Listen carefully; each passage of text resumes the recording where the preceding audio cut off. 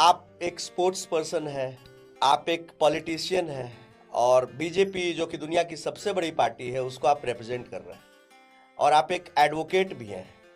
How would you describe yourself the best, in which capacity? जो मेरे अंदर energy ऊपर वाले ने दी थी, भगवान ने दी थी, और जो मेरे गार्जियन थे, माता पिता, खासकर मेरे ग्रैंडफादर, उनसे जो मुझे शिक्षा दी थी और जो डिसिप्लिन मिली थी, तो एक काम करने का हुनर तो हो गया था।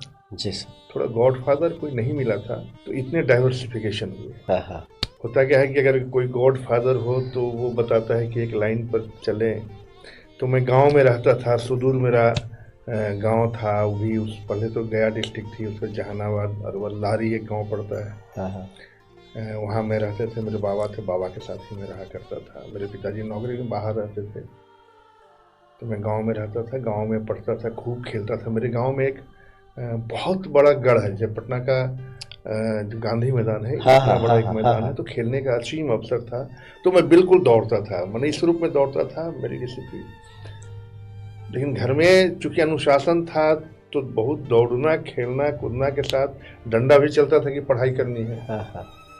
तो पढ़ाई करनी है तो पढ़ाई की ओर भी बैठाया जाता था, पढ़ता भी था, लेकिन रुचि ज़्यादा खेलने में था। हाँ हाँ।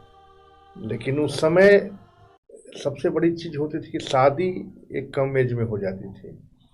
तो जब मैं ग्रेजुएशन कर रहा था तो मेरे बाबा ने शादी कर दी, और उस समय फोकस क्या रहता था, खेलो नहीं, नौकरी किसी तरह करो करना है।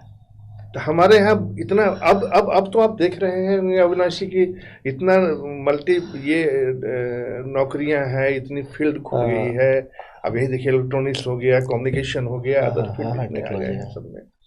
हमारे यहाँ में तो यूपीएससी, बीपीएससी, इसके अलावा कुछ था नहीं। तो डाइवर्सिफिकेशन तो इसमें कोई शक नहीं,